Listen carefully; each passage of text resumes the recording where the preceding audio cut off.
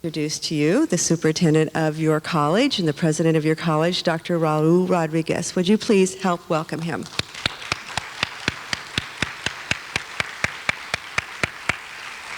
Thank you for being here. Good morning, everyone. We're fortunate here at Delta to have the Cultural Awareness Program. And I started thinking about what that meant. What is cultural awareness in regards to this presentation? One of the things I realized is that to get cultural awareness, you have to have a sense of history. And that got me to thinking about history, and especially in relation to the presentation you're going to hear today. And I was thinking about the last century and what I thought about when I thought about the last century, the one we just passed out of. And I think about science, I think about technology, I think about wonderful progress, advancements. You know, there are other words that come to mind when I think about the last century too. Words like genocide, words like Holocaust, words like mass murder. And it's not just this Holocaust that you saw this newsreel on. There are other things that happened in other countries around our world and other significant events like that. The Pol Pot massacres, Stalin, Mao Zedong killed millions of people in different countries around the world. That was repeated over and over. So we need to think about those things. And, you know, I came across something that Pope John wrote, and I want to share with you because I think it's so critical to think how we can get out of these kinds of situations, keep from repeating them. And in 1963, he wrote something called Pacem in Terris, Peace on Earth. And I just want to read you what I think is the pivotal line of this book. It says, "The world will never be the dwelling place of peace till peace has found a home in the heart of each and every person, till every person preserves in himself the order ordained by God to be preserved." When I think about peace, I also think that if each of us said a reflection every morning when we got up, maybe we could actually get there. And the reflection I would say is, peace begins with me. If each of us said that every morning, maybe we'd think about our day differently. We'd think about our world a little bit differently. So I hope that each of you find a home in your heart for peace. So the next person who's going to speak is Riania Harris, and she's going to introduce our main speaker today. Thank you.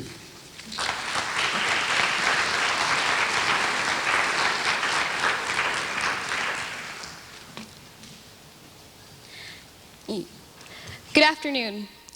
My name is Riania Harris, and I'm here to present today's guest speaker, Ms. Elane Norych Geller. Ms. Geller is one of the youngest Holocaust survivors, and this is her 7th visit to Delta to speak to our students and staff. Ms. Geller has spoken all around the world. She's done a great amount of work with the Simon Wiesenthal Museum of Tolerance and Holocaust Remembrance Museum in LA. Recently, Ms. Geller traveled with a group of students to Poland to teach them about the Holocaust. Here at Delta, we honor Ms. Geller every year by making March 8th the Elane Norych Geller Day. Please join me in welcoming Ms. Geller. The film. Now the film. The film? Before she comes out, there will be a 3-minute video, so just sit tight.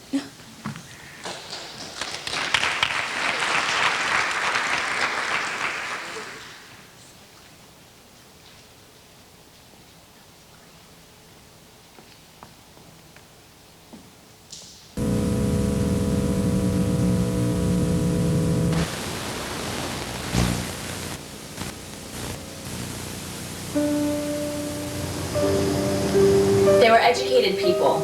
They knew what they were doing.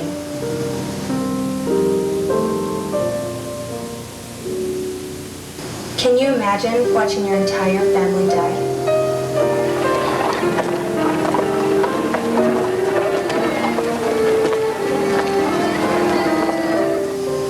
Can you imagine digging your own grave?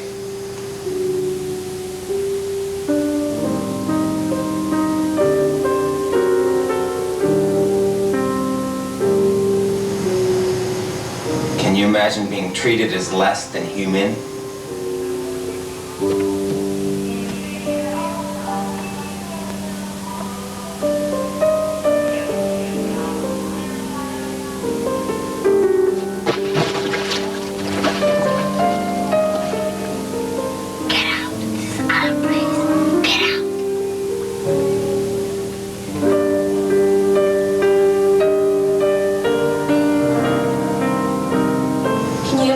Choking on the ash human bodies.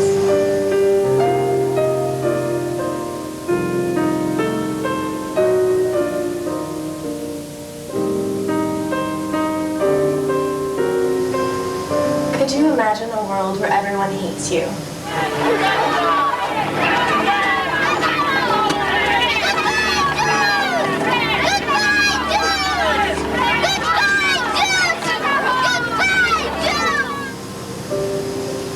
Can you imagine being tortured for your beliefs? Oh, shooter, here on my authority.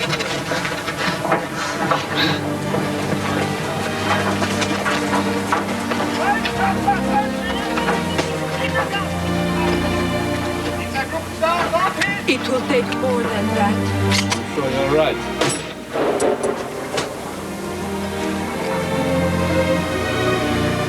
Can you imagine the smell of death?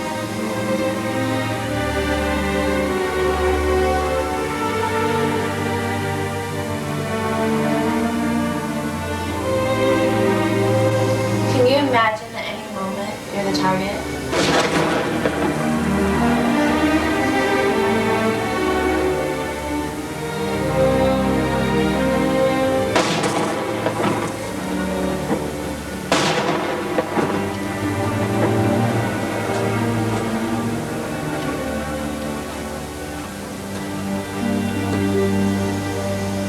Can you imagine surviving?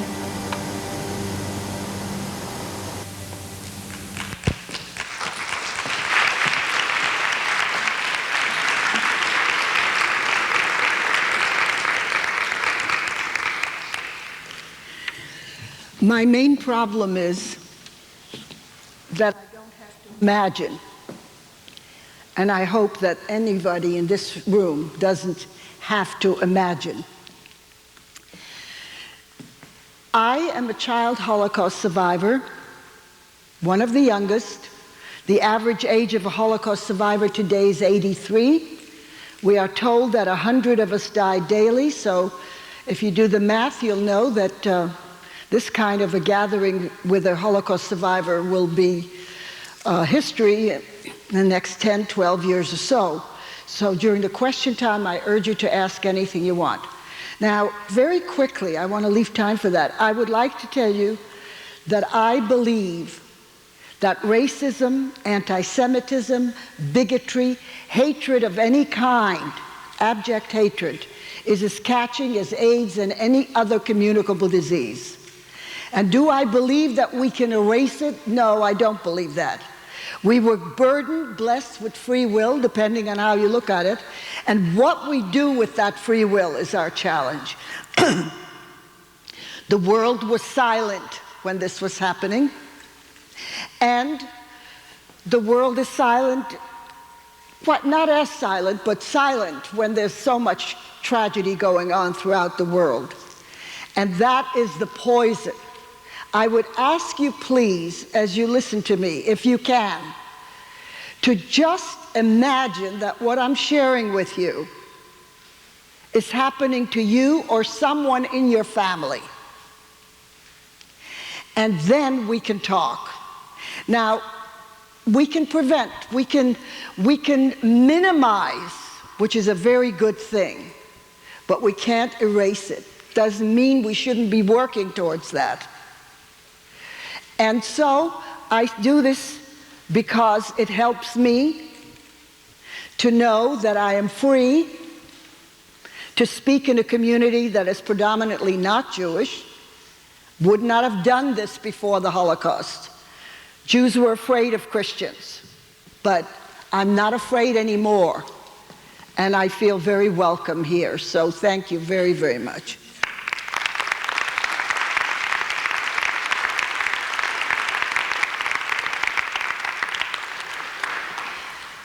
The plan was to murder all of the Jews of Europe.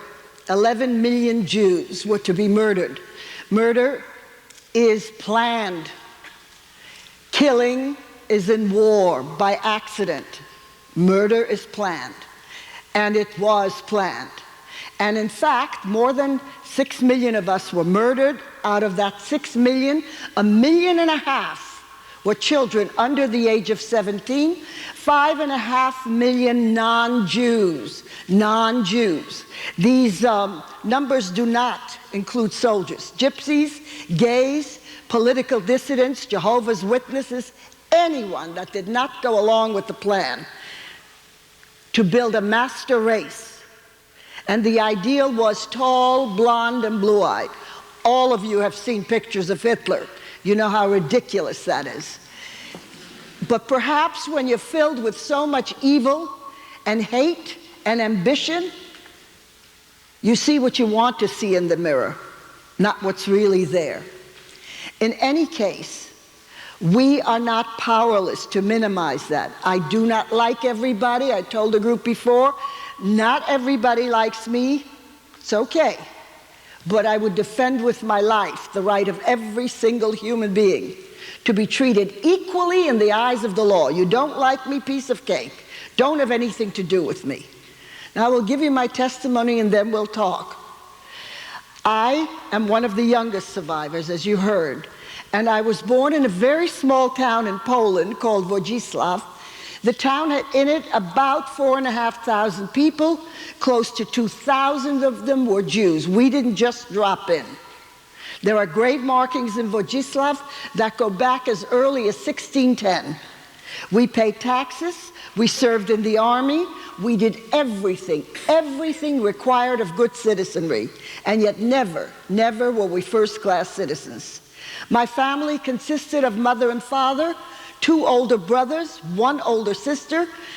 I was the youngest. Aunts, uncles, cousins, grandparents, everything I hope and pray continues to be in your lives. It was not the Dark Ages. We knew this madman was loose.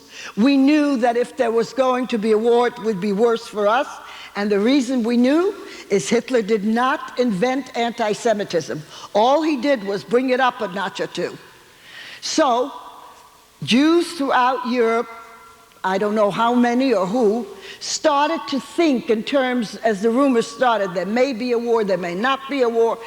People started to think, what can they do to help whoever was most vulnerable in their family, etc. It was an individual decision. My father decided that I would be the one that needed the most help. So he hired a young seminarian. And this young seminarian was to teach me the kinds of things that I would need to know in order to pass as a Christian child in that atmosphere. If you've studied history, you know you need to know what else is going on around you, the climate, in order to know how to assess it. And so, plans were made. This young man taught me children's Bible stories from the New Testament, little hymns that I might have learned in Sunday school. I needed false papers, I got them. A false birth certificate, a false baptismal certificate, an arrangement made with a Christian family in our community that if the Nazis came into our town, I would be taken to this Christian home, left there till the war was over. At the end of the war, whoever was lucky enough to survive would come and claim me. Now, most of the arrangements made were kept at their word, were fulfilled as planned. Many were not.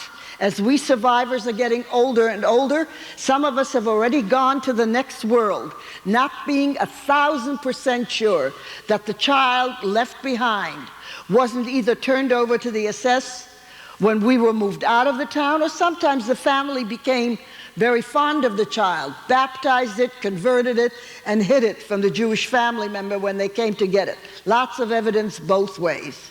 And by the way, I don't want to forget to say this. I am aware, please believe me, this is not a contest, of Bosnia, Rwanda, the Sudan, slavery. I am aware, and I know that there were exceptions to it all. There were some good Germans, there were some good Poles, there were some good white Americans that helped black America during slavery.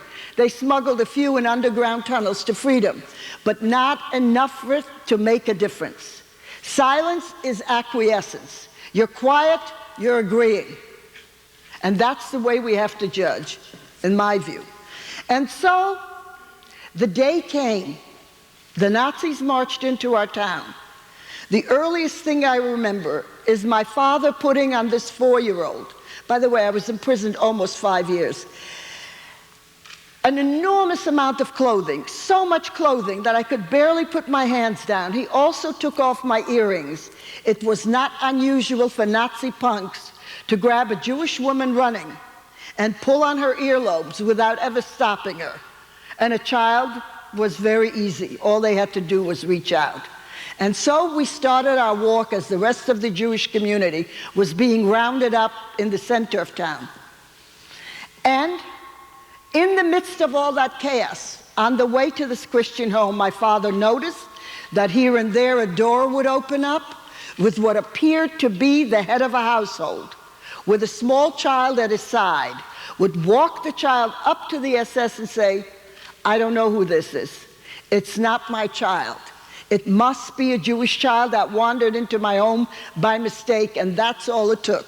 Hitler's motto was he was going to make Europe first, unite, clean of Jews, zero Jews.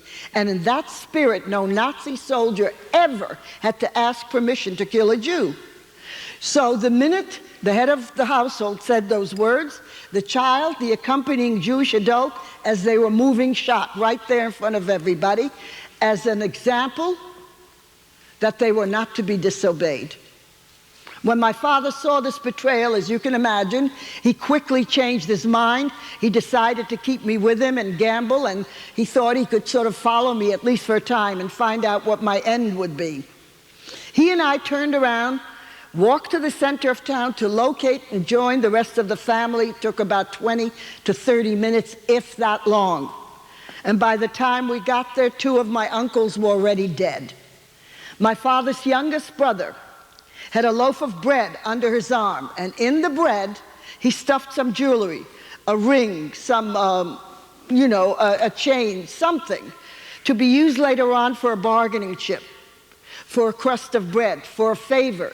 The human spirit is almost always in the mood for that. And so, my father and I joined the rest of the family, and there were 3 groups, small groups, pulled out of the community to help in our own death and demise and destruction.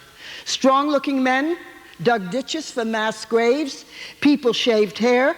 People took gold out of inlay, and for that, maybe they got an extra crust of bread.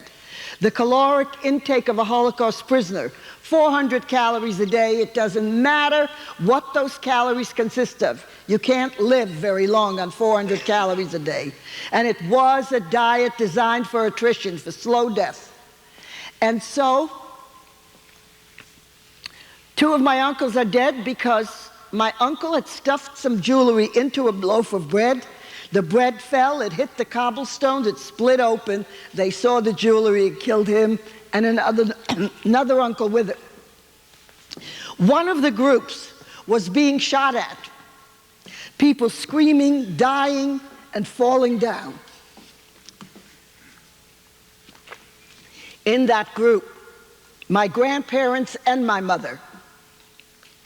My grandparents were quite old. The very elderly would need assistance, would need help to get on a transport truck, to be driven elsewhere for more efficient killing. Why bother? They had the strong-looking men dig ditches and shot them right into those ditches in front of us. My mother, I was told, was recovering from extremely minor surgery. Here again, they weren't going to put her on a gurney, get her well, and then kill her. Why? The minute that massacre was over, we were quickly moved out to a small holding camp not too far away.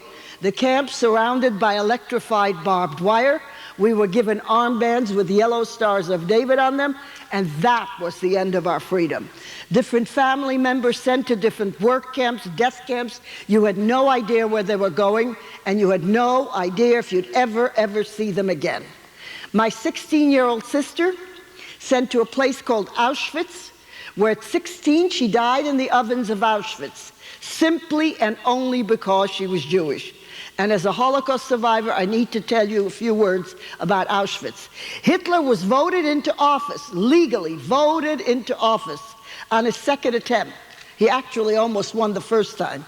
But when he won, the economy of Germany was almost zero. People couldn't find work.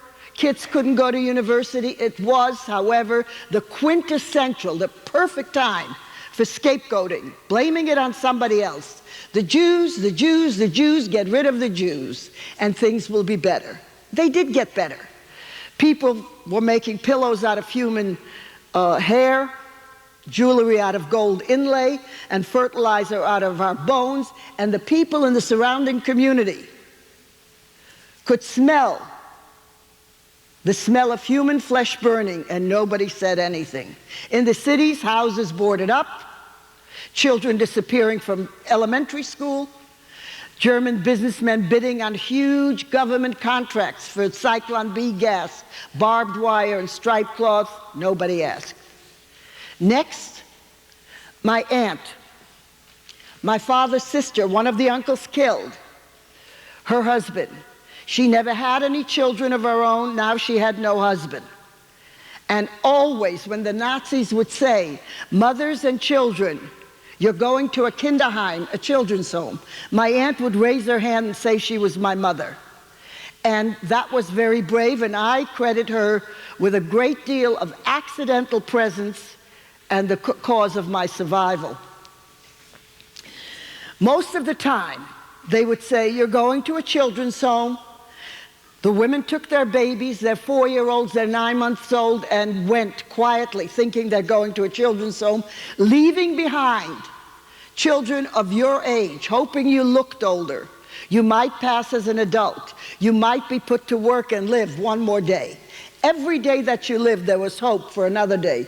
But a 4-year-old on her own, there was no way I was going to survive.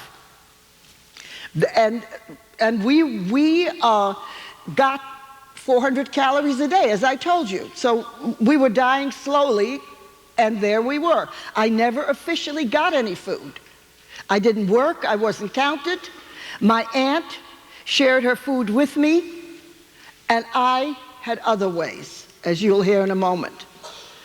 Next, my aunt and I were packed into cattle cars, and we went to a slave labor camp called Skarżysko.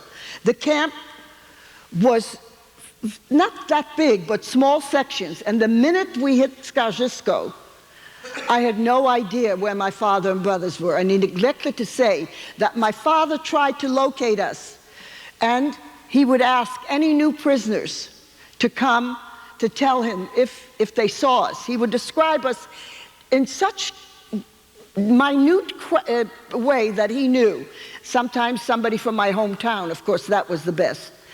And he located us, as we were in a small coal mining town called Szczekocin. My father located us there, somehow arranged for my aunt to be snuck out in the middle of the night. I was thrown over electrified barbed wire onto a huge transport truck filled to the brim with coal. Both my aunt and I, buried under that coal, told not to cough, not to sneeze, not to make any noise. All vehicles during wartime are inspected with huge searchlights.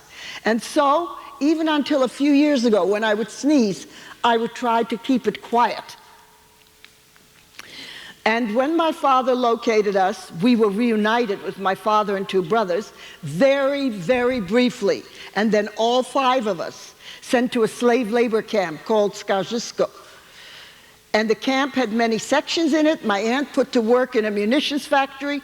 From the moment we got to Skarżysko, I had no idea whatsoever where my father and brothers were. They could have been in another section of the same camp, another camp in another country, but if we had to guess, we would have assumed they were dead. And strangely, 10 or 12 very, very small children roaming around there. To this day, we have no idea why we were allowed to be, but this is a good guess. Maybe the officers missed their own children. Maybe it made them feel more human. In any case, we were not a problem.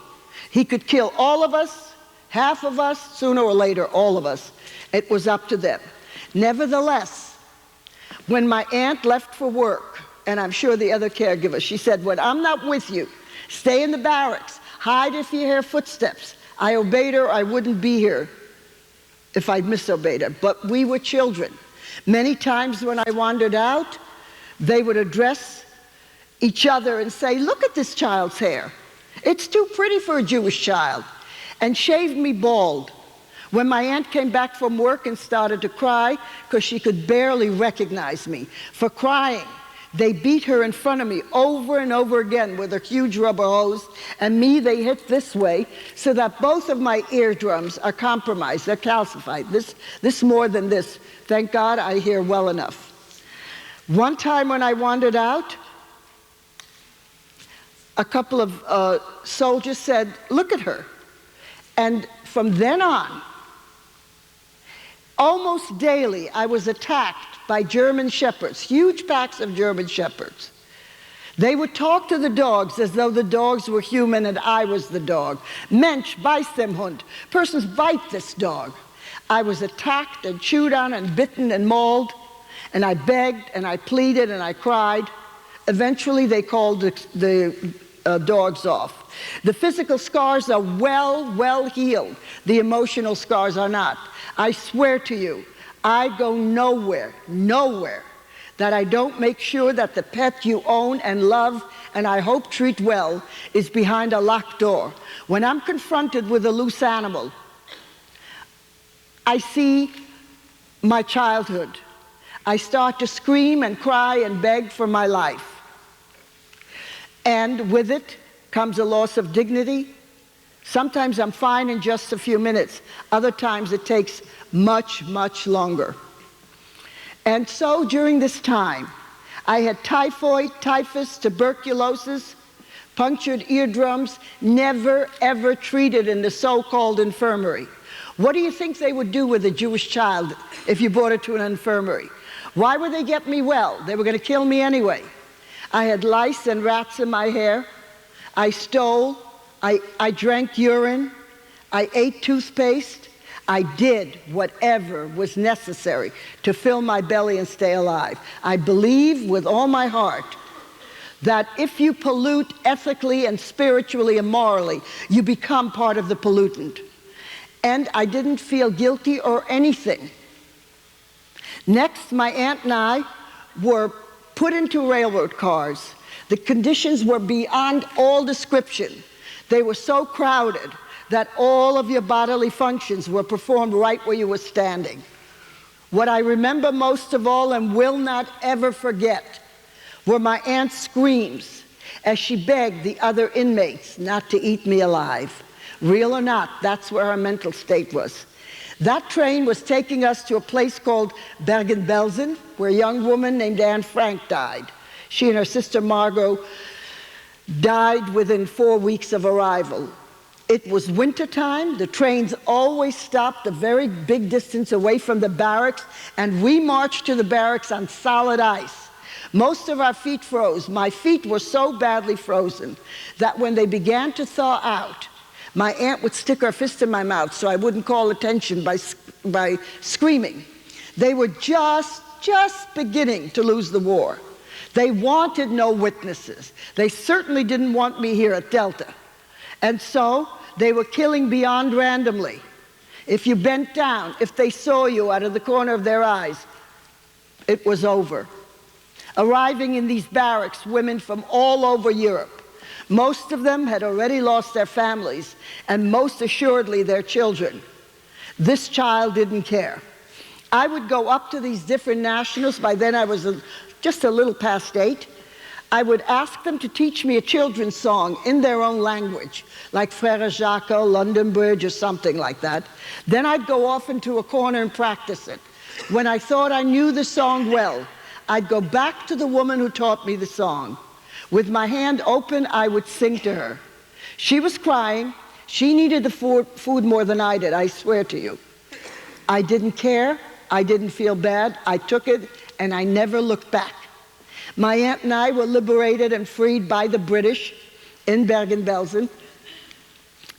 One of my brothers was liberated in a place called Buchenwald. The other of my brothers and father, liberated in Czechoslovakia, in another country, in a place called Theresienstadt. At the moment of freedom, nobody knew who was left. That took a while. In any case, once we were in the refugee camps, I was in a camp called Landsberg am Main. Arriving into these camps, the newspapers, the churches, the synagogues, the Red Cross, they were all trying to help. Most survivors that could stand up, there were three things they did. Not all, but a great many.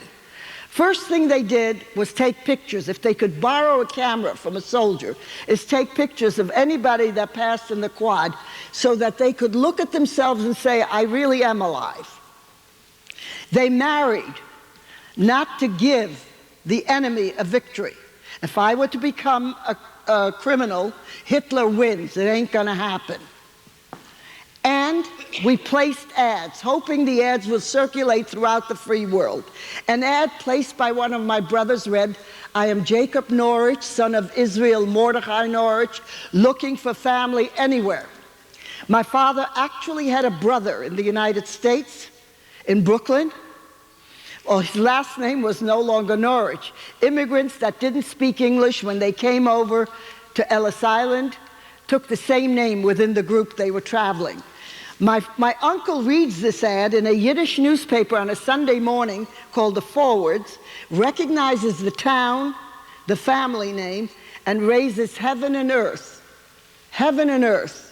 to quickly get us off German soil so that the five of us arrived on the very, very, very first boatload of refugees to come out of the Holocaust.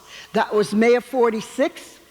I entered kindergarten the following September. I'd never been to school and didn't speak a word of English, and clearly was the oldest one in kindergarten, and started my life here. Before I take your questions, a few final things.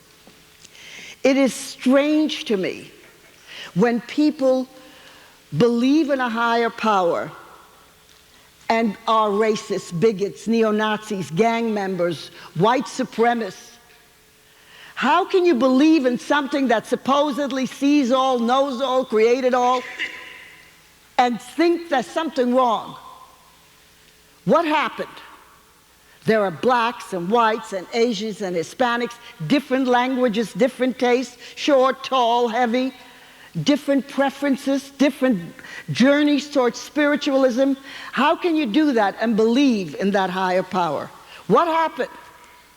The power looked down and said, I'll ask the Jerry Springer crowd to help me clean up my act. It's our job, yours more than mine. You are the leaders of tomorrow. You start here, in your home, in your community, and if there is no silence when wrong is done, please don't tell me words don't hurt. I tell you that words can hurt. I can make you sing, dance, go to war, go to therapy. The words of Dr. King and Cesar Chavez and Jesus and Moses and Shakespeare are powerful. They will live long after you and I are gone. But while you're visiting this planet, as the playwright said, it's a visit to a small planet. Do something to deserve the precious gift of life. I thank you, and I'll take your questions.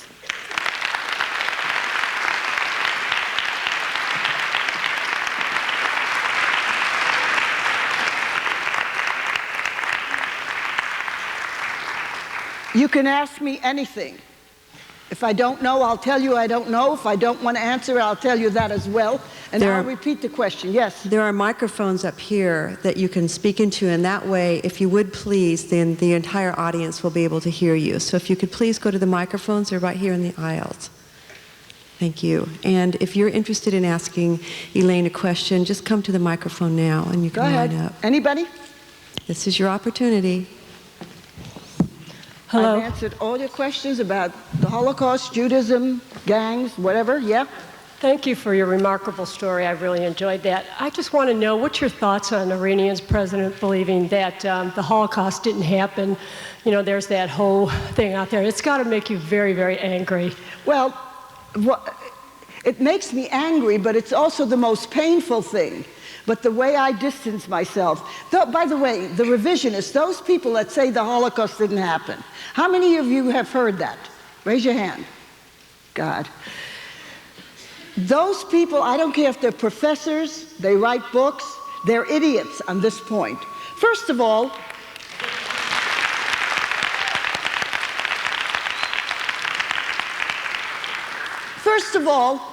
much of what the world knows about the Holocaust comes from Nazi records, guys.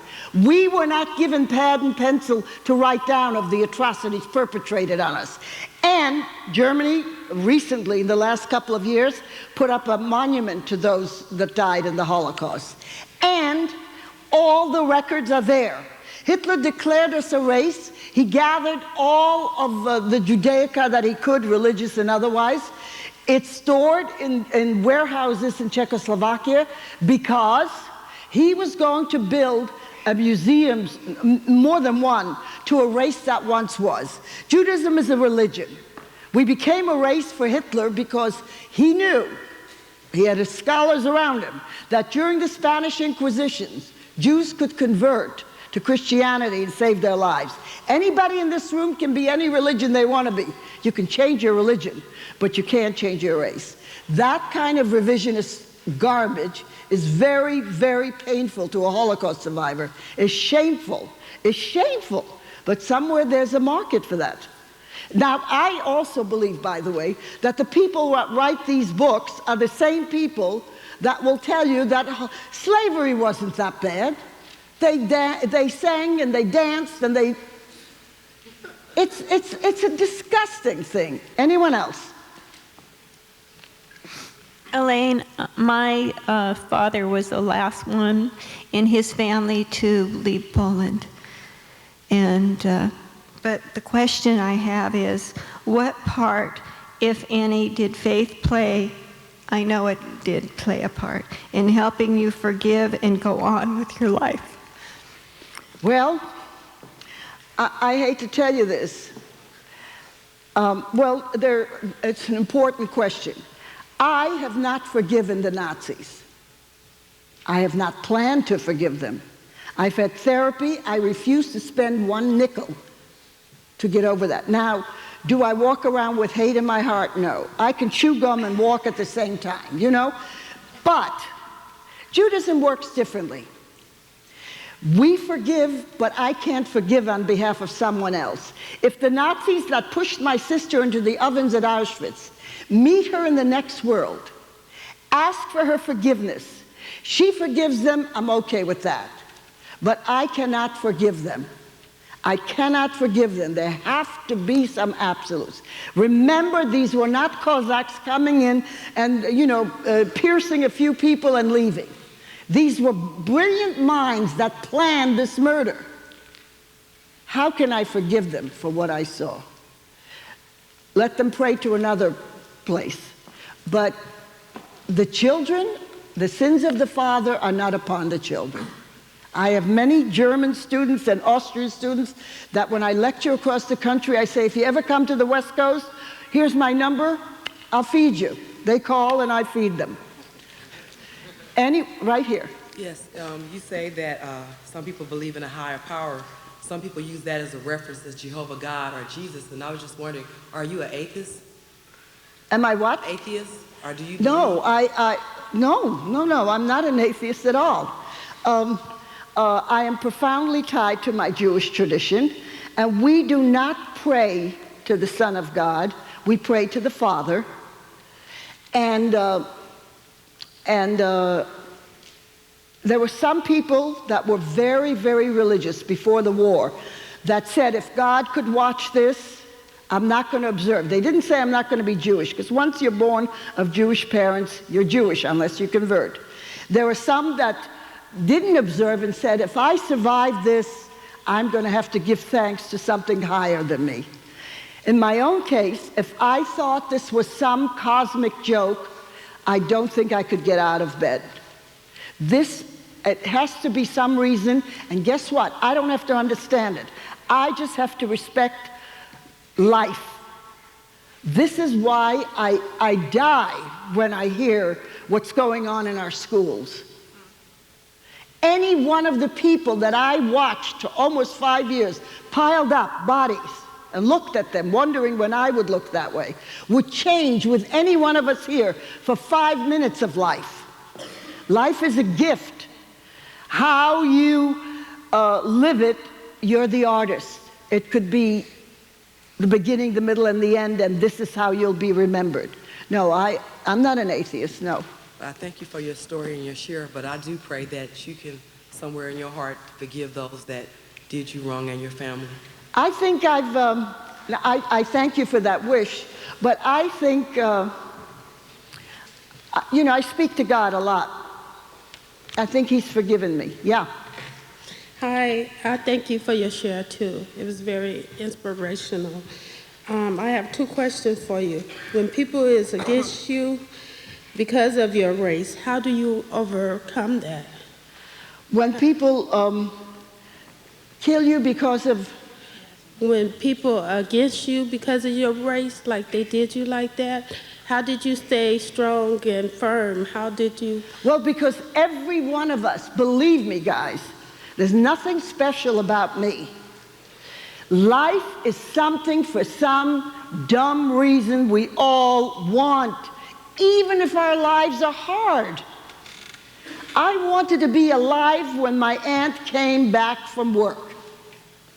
I wanted to do some work so that you and your children will never, even remotely, have to experience something like that. I have gratitude for my life, gratitude for having been saved, and I'm going to do something with those gifts. And that's how I stay alive.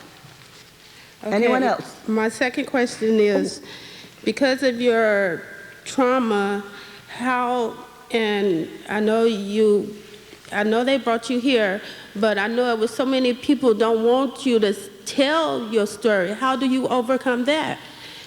You know what?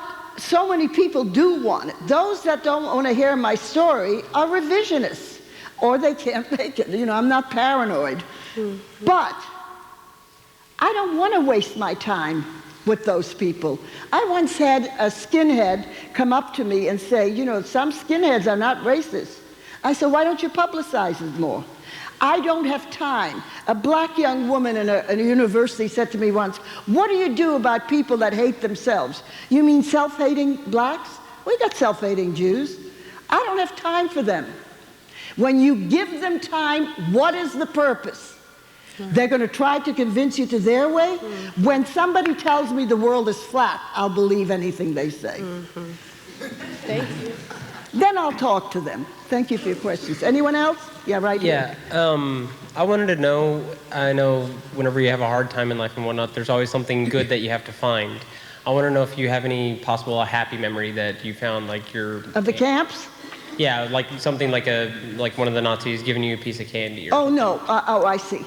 No, look, there are always, I can't speak for the entire Jewish population. I'm sure somewhere there was somebody that helped someone. I was just not the beneficiary of it. Thank you. You're welcome. I was wondering, when Hitler was elected, did he enforce, like, militarily political silence against him? Like, if there was...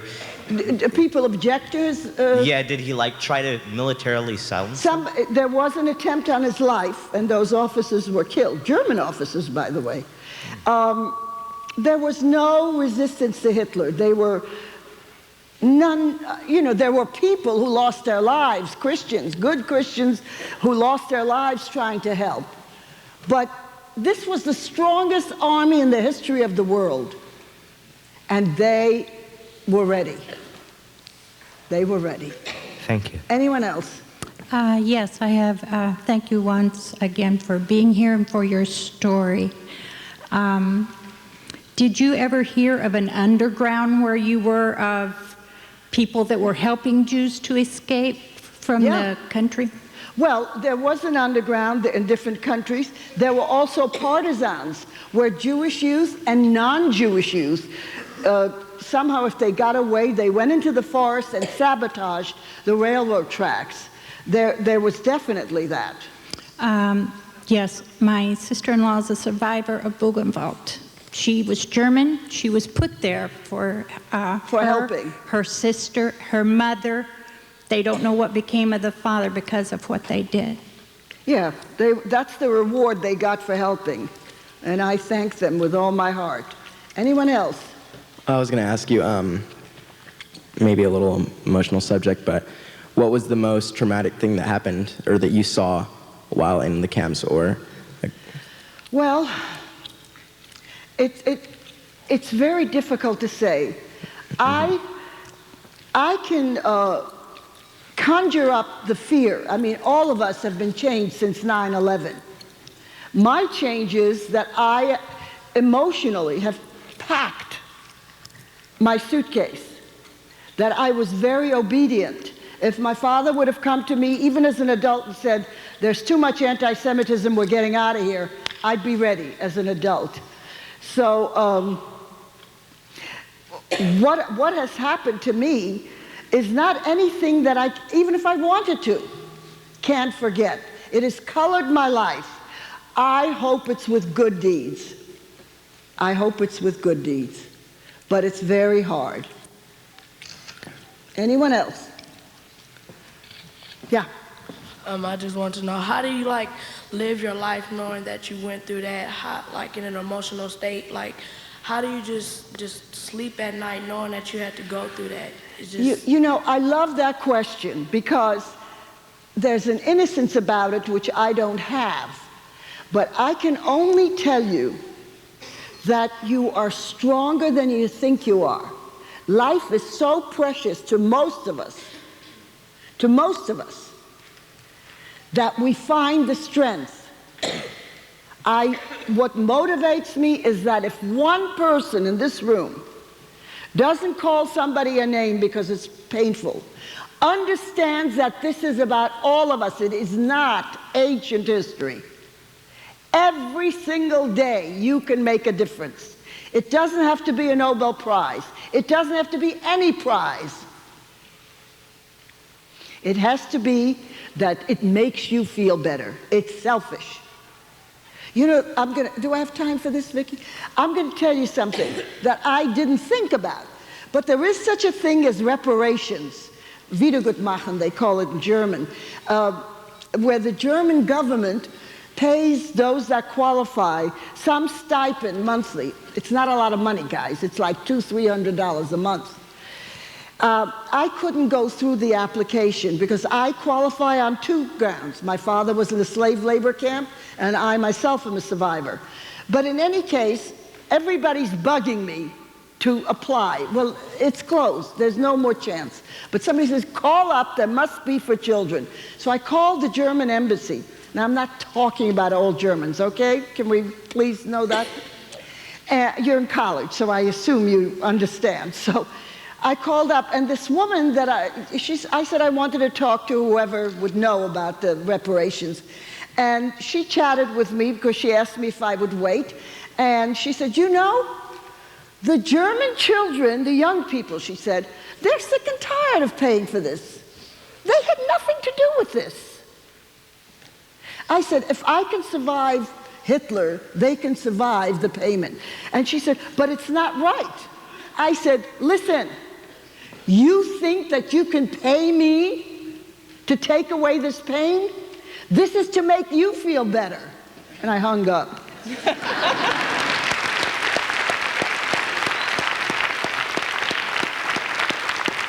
Needless to say, I don't have the extra money. Yeah. I want to thank you for sharing your story with us. You're welcome. I have German heritage, and my father is a Russian Jew. You hit on a topic when you talked about the children in Germany and they're tired of paying, and I'm sure you're familiar with all of their taxes. My thing, and I've traveled there many times, is the fact that they don't teach, or they teach biased on what happened during the war. How do you feel about that? They don't want to. When was the last time you were in Germany or in Europe? October. I go every year. I thought, now in the beginning, after World War II, they didn't teach. But I think now they do. They teach a little bit. My cousin's son, who is 16, but he knows some things about it, but they don't talk about it, and especially the children, the German children during that time, who are now obviously 60s, but they're not teaching a lot in the school. What I have found is that when I see German students and they come up to me, they're horrified that they haven't been told. They know, by the time they get to me, they know already, they're in university or something. And I think, for the most part, Germany is trying very hard to step out of that. You know, this woman on the phone, she said, well, you know, they're not the soldiers, and this is bad psychologically. I said, lady, I've been called a Christ killer for thousands of years. I'm not walking around and killing anybody. Don't get over it. I didn't even have anything to do with killing Christ. Anyone?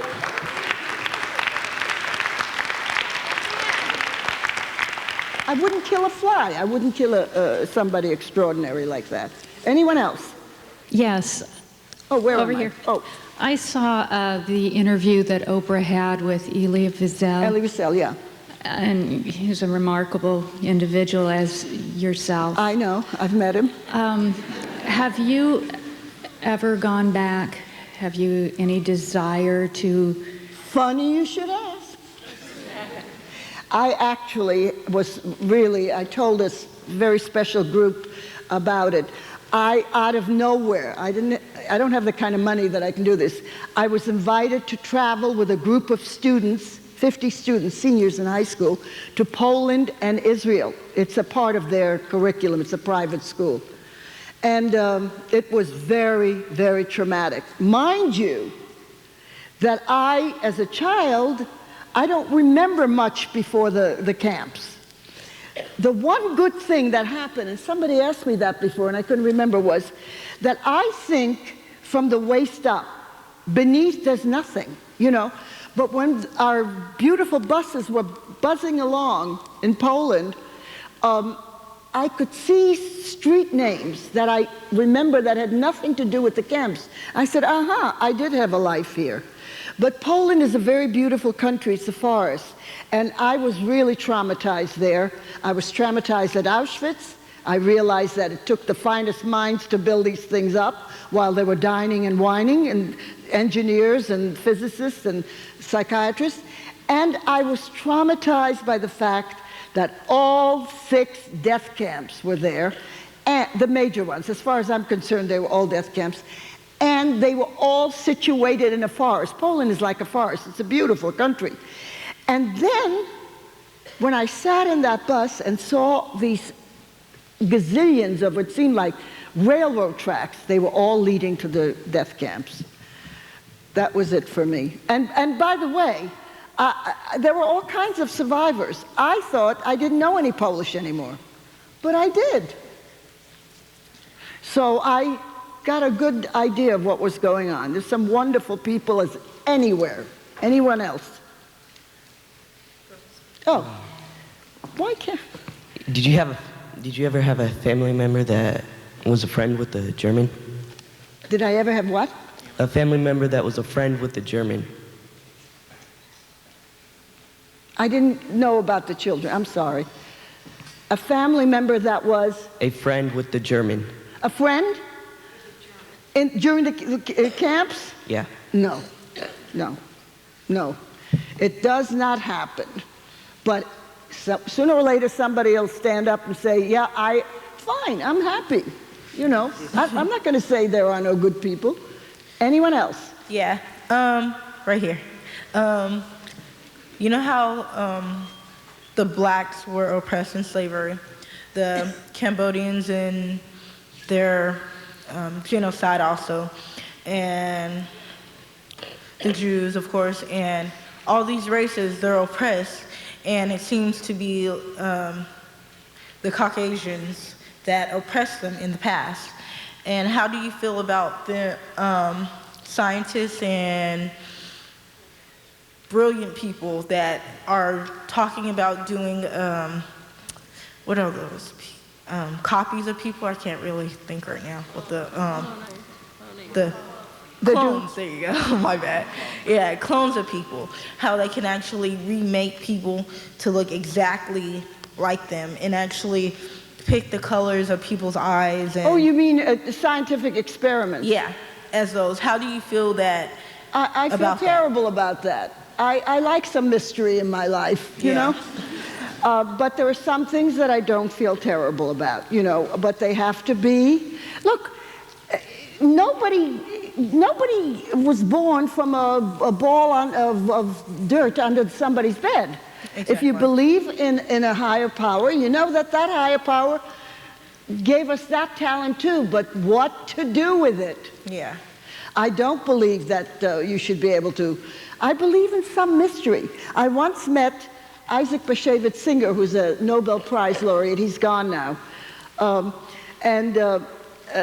Somebody in the audience said, do you ever finish a mystery book? And he said, no, never. Because, do you read the end first? He said, no, I want to be surprised. You know, I want the wonder. Yeah. I have no wonder. Anyone else?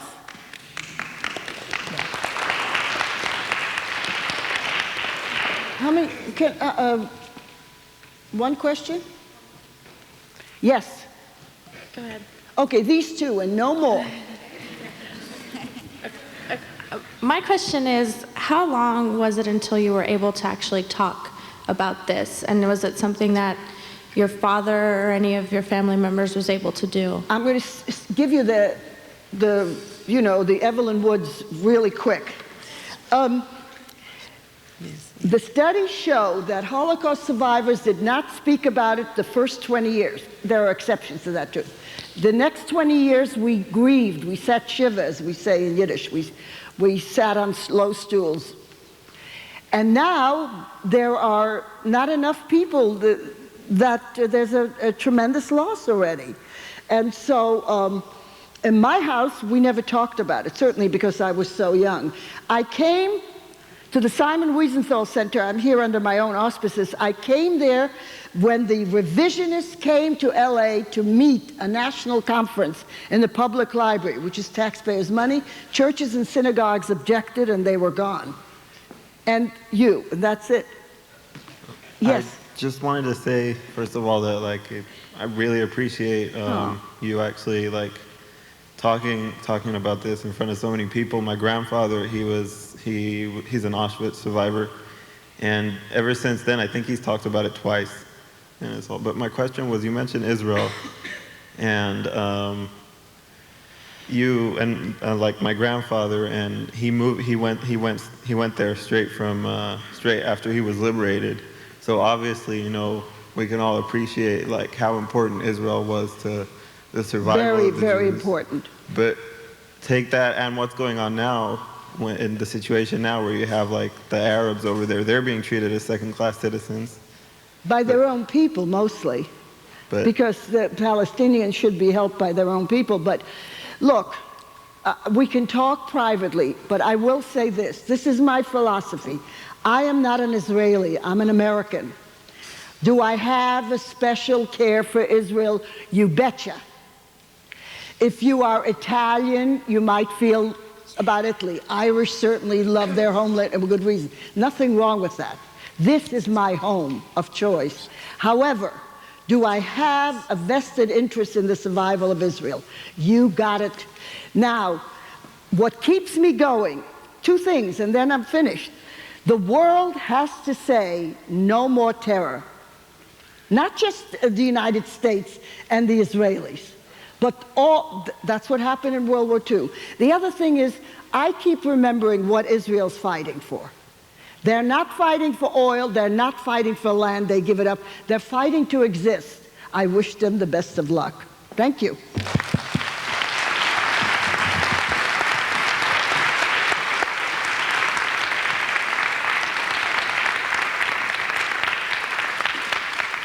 Thank you very much. Elane, I love and admire you for so many reasons, but what I'm feeling so grateful for today is thank you for reminding our students who they are and what they're capable of. And I know that there's a group of students that are especially a fan club of yours, and that's our own ASBG. Oh, and yeah. Andrew here has a gift for you today. And my boyfriend. And your boyfriend. Hi, everybody. Could we just get another round of applause for Ms. Geller, please? It was great.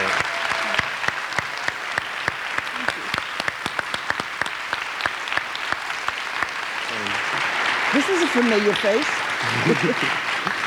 My name is Andrew Irwin. I am your brand new Senator at Large for the ASBG. So up from the ASBG, your student government, to Ms. Geller, we have this gift for her. Thank you. So thank you so for much. coming. Thank you.